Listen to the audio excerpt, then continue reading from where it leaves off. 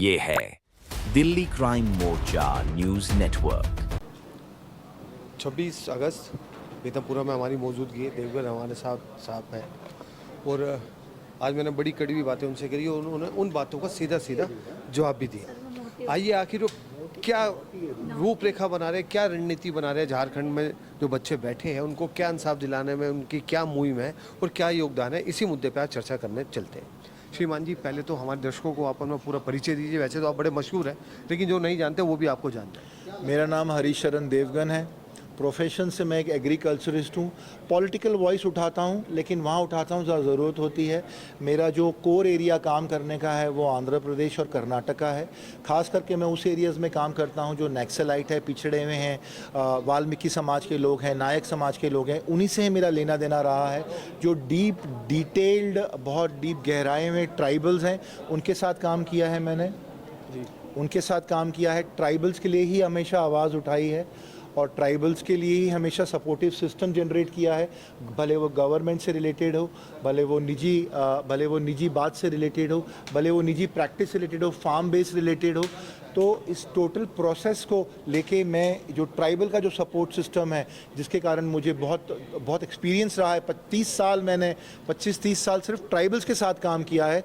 और झारखंड में भी यही जो बच्चे हैं जिनके साथ नाइंसाफ़ी हुई है, जिनके साथ बर्बरता बिहेव किया है, जो आज सड़कों पे है, ये सारे बच्चे जो हैं वहाँ के ट्राइबल कम्युनिटी के फार्मर्स के बच्चे हैं। तो फार्मर्स के लिए मेरा हमेशा, एग्रीकल्चरिस्ट और किसानों के लिए मेरा एक बहुत स्पेशल इंक्लिनेशन रहा है। उस बात को लेके ये जो लड़ाई है, ये जो यलगार है, ये जो वॉर है, ये जो मुद्दा है, इसको उठाया गया सिर्फ उन्हीं बच्चों के लिए जो डिज़र्व करते हैं, जो मेरिट लिस्ट पे पास होना चाहते हैं और मेरिट लिस्ट पे पास होके उच्च अधिकारी की सीट्स पे, कुर्सियों पे बैठना डिज़र्व करते हैं। सिर्फ ये लड़ाई उनके लिए है। हमारे इस प्रेस कॉन्फ्रेंस को बुलाने का एक सबसे बड़ा मुद्दा था झारखंड के जेपीएससी और एसएससी और सीजीएल के एग्ज़ाम्स के बारे में हम बात करना चाहते हैं। हालांकि हम लोग दिल्ली में हैं, लेकिन दिल्ली में रहते हुए भी जो आवाज़ झारखंड के जो ट्राइबल्स के बच्चे हैं, जो वहाँ के जो पिछले इलाके से और पिछड़े इलाके से आते हैं, उन बच्चों के साथ में जो नाइंसाफ़ी हुई है, ये बात और ये आवाज़ उन बच्चों के लिए है। बहुत सारे सवाल शुरू हो रहे हैं वहाँ पे कि ये दिल्ली में बैठे हरीशरण देवगन का क्या इंटरेस्ट है, और दिल्ली में बैठे हरीशरण देवगन जो एग्रीकल्चरिस्ट हैं या वो पॉलिटिकल वॉइस उठाते हैं, वो कर्नाटका से हैं, वो आंध्रा से हैं, उनका झारखंड से क्या लेना देना है। तो बहुत सारा नेगेटिव प्रोपोगंडा करने वाले बहुत सारे लोग इस टाइम सोशल मीडिया में बहुत तरीके से वो लोग एग्जिस्ट करते हैं। तो उनकी बात का जवाब देने के लिए ये प्रेस कॉन्फ्रेंस का आयोजन किया गया है। आई होप ये पहला मुद्दा जो है वो क्लियर है।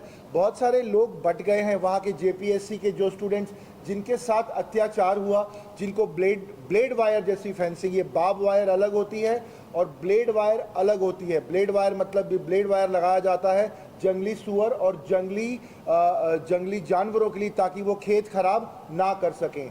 और जब आदमी ब्लेड वायर लगाता है, ब्लेड वायर डिफेंस वाले फेंसिंग में, एलओसी में, लाइन ऑफ कंट्रोल में यूज़ करते हैं, और वही ब्लेड वायर इन लोगों ने वहाँ पे प्रोटेस्ट करते हुए बच्चों को उनके बैरिकेड्स पे यूज़ किया है। तो उस बात का मैं बहुत ही मतलब I am very sad about it, उसको मैं थोड़ा सा उस बात का उल्लंघन करता हूँ। और दूसरी बात, वहाँ पे जो जेएमएम के लोग हैं, जो जिनकी धमकियाँ आ रही हैं कि हम मार देंगे तुमको, हम झारखंड की चॉकलेट खिलाएंगे, तुम एक बारी रांची आओ, तुमको रांची की चॉकलेट का स्वाद चखाते हैं, ऐसी बातें सामने आने लगी हैं। तो इस बात से, इस प्रेस कॉन्फ्रेंस के माध्यम से ये बताना चाहता हूँ मैं उन लोगों को कि हम जेएमएम के लोगों से डरने वाले लोग नहीं हैं।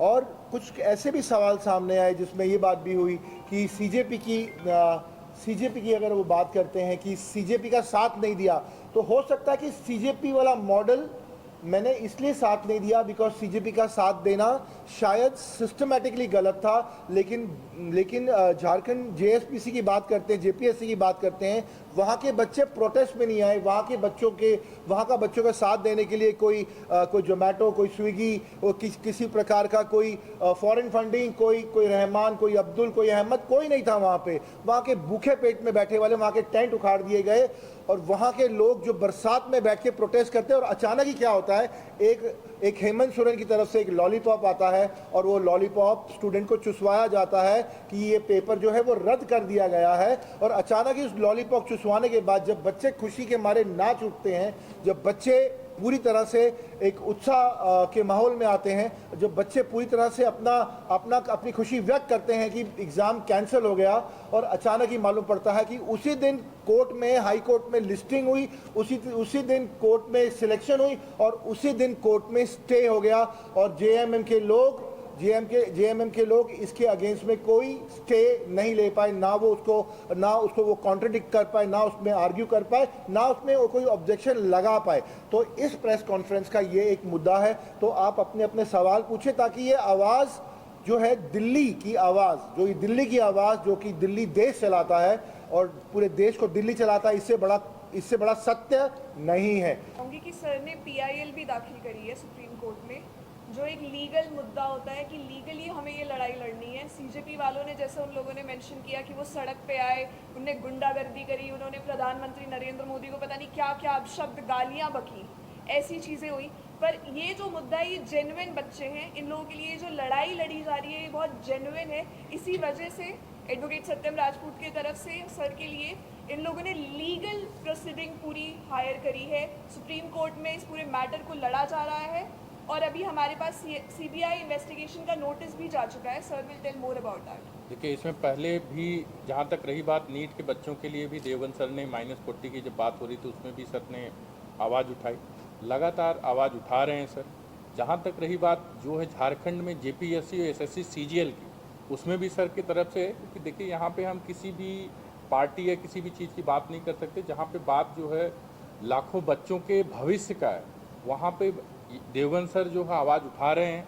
यहाँ से सड़कों से लेकर के सुप्रीम कोर्ट तक की बात है, हमारी तरफ से लीगली लड़ा जा रहा है इन चीज़ों को हर तरीके से, और सुप्रीम कोर्ट इसको संज्ञान भी ले लिया है, नोटिस जारी किया है सारे कंसर्न जितने भी जो है अथॉरिटीज और रिस्पोंडेंट है स्टेट मशीनरी को, और विद इन लिमिटेड टाइम उनको जवाब भी चाहिए होगा। इसमें झारखंड बिरसा मुंडा की धरती है, वो बिरसा मुंडा जिन्होंने झारखंड के बच्चों के लिए अपना सब कुछ त्याग दिया, वो बिरसा मुंडा जिन्होंने पिछड़ों के लिए, दलितों के लिए, शोषितों के लिए, वंचितों के लिए, रिक्शा चलाने वाले के बच्चों के लिए अपने पूरे जीवन को त्याग दिया। आज जब उनके बच्चों के हित की लड़ाई लड़ने आई तो झारखंड का कोई नेता क्यों नहीं खड़ा हुआ? आज जब उनके हित की लड़ाई लड़ने हुई तो राहुल गांधी क्यों नहीं गए? आज जब उनके हित की लड़ाई हुई तो कांग्रेस पार्टी वहां क्यों नहीं गई? आज जब उनके हित की लड़ाई तो ममता बनर्जी क्यों नहीं गई? वहीं के अखिलेश यादव क्यों नहीं गए? ये दर्द को किसी ने समझा? बिरसा मुंडा की परछाई हम देखते हैं श्री हर्षवर्धन देवगन के। इसलिए मैं आज इस मंच पे जनार्दन जाटव यहाँ पे बैठा हूं, मैं अपने लोगों का दर्द बताने के लिए बैठा हूं। क्यों नहीं सोचते? आज सर ने पीआईएल दाखिल करी, पीआईएल दाखिल करने का मतलब होता है आपको कोर्ट में भी जाना पड़ेगा, आपको समय पे लाइन लगा के खड़ा भी होना पड़ेगा। जज आपका नौकर नहीं कि आपके हिसाब से पीआईएल में समय देगा। तो मैं इस दर्द को देखते हुए, अपने लोगों को, शोषितों को, वंचितों को, पिछड़ों को कुचलते हुए देखते हुए जो दर्द देवगन सर ने लिया, क्योंकि इनका कोई बच्चा नौकरी करने नहीं जाएगा, इनका कोई बच्चा पढ़ाई करने नहीं जाएगा, इनका कोई बच्चा डीएम एसडीएम कलेक्टर नहीं बनेगा। किसके हित की लड़ाई देवगन सर लड़ रहे हैं? मुझ दलित की लड़ाई लड़ रहे हैं। और इस दलित की लड़ाई में मैं बिरसा मुंडा का चेहरा देखते हुए सर के साथ में यहाँ पे हूँ, और मैं इस लड़ाई में अपनी जान की आहुति देनी पड़ी तो भी दूंगा, और झारखंड तक सर के पीछे पीछे परछाई बन के मैं भी जाऊंगा, और मैं ये देखूंगा कि कौन सा वो चॉकलेट झारखंड का, कौन सा वो देते हैं। अरे हम तो भोजपुर पूर्वांचल के धरती से लाए भैया, जवन धमकी लोगन दे ताड़ा कि चॉकलेट खिया दे, रांची का फल खिया दे, तो ये सोच लिया। कहते हैं कि श्री राम का वंशज हूं मैं, गीता मेरी गाथा है, और छाती ठोक के कहता हूं कि भारत मेरी माता है। भारत का एक भी कोना अगर धरती हो तो हमारी माता है, और झारखंड की भूमि पे हम तब तक रहेंगे जब तक इन बच्चों को न्याय नहीं मिलता। और मैं इसी सोच के साथ सर के साथ जुड़ा हूं। नेता बनना कोई भीम आर्मी चंद्रशेखर से सीखे, सीजन का कोई नेता बनना सीजेपी पार्टी से सीखे। दलित कोई आपकी राजनीति का एक प्लेटफार्म, एक कोई प्लेट नहीं है कि आप उसमें से 4 दलित के फल उठाएंगे और खा लेंगे। आज का दलित जागा हुआ है, क्योंकि बाबा साहब के पंचतीर्थ को बनाने वाला कौन था? आप इतिहास पढ़िए तो हमें पता चलेगा हमारे बाबा साहब को पहचान देने वाला कौन था। और सबसे बड़ी बात, जब दिल्ली का प्रोटेस्ट हुआ था तो यूजीसी बिल को लेके आने के लिए कौन था? धर्मेंद्र प्रधान जी को क्या जरूरत थी? कोई जरूरत नहीं थी। लेकिन उसके बाद भी कहते पद से बड़ा देश होता है, उस पद को छोड़ दिया प्रधान जी ने। तो बाकी क्या लोगों को ये नहीं दिखता कि प्रधान जी ने किसके लिए छोड़ा?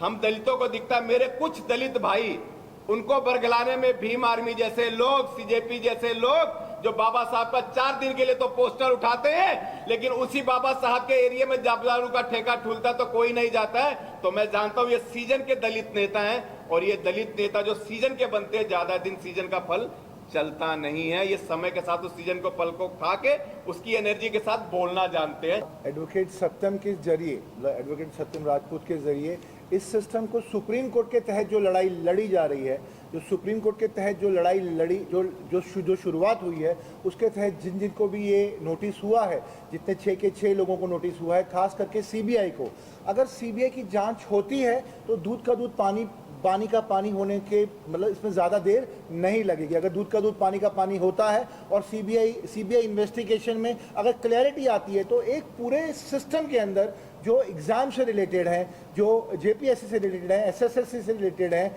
जो सीजीएल से रिलेटेड हैं, इसका एक ऐसा system, unconditional system pattern fix होगा जिसमें राइट आदमी, जो मेरिट पे पास होने वाला आदमी होगा, जो एजुकेटेड होगा, जो अपनी मेहनत से पढ़ाई करेगा, जो कोचिंग क्लासेस में फीसिस नहीं देगा, ऑनलाइन जो एजुकेशन स्टार्ट हुआ है, जो नरेंद्र मोदी साहब ने अभी एक कॉम्पिटिटिव एग्जाम्स के लिए फ्री ऑनलाइन कोचिंग स्टार्ट किया है, उसके बलबूते पे जो एजुकेशनली अपने आप को तैयार करके राइट एग्जाम पे बैठेगा, राइट चुनाव होगा, राइट सिचुएशन होगी, राइट प्लेसमेंट होगी, तब एक सिस्टम बदलेगा। उस सिस्टम की कोशिश हरिशरण देवगन करना चाहता है। इसी वजह से वो एडवोकेट सत्यम राजपूत के साथ और जाटव के साथ, अपने जनार्दन जाटव के साथ मिलके एक अपनी एक टीम बनाना चाहता है, जिसको जहां जरूरत पड़ेगी we can become the voice, we can become the political voice, we can become the public voice. हम पब्लिक वॉइस बन सकते हैं उन कमज़ोर लोगों की जिनके पास तन मन धन में कमज़ोरी है, पैसा नहीं है, ताकत नहीं है, कनेक्शन नहीं है, इमेज नहीं है, और शायद मेरे ख्याल से शायद बोलने के लिए अंदर नाभि में शक्ति भी नहीं है।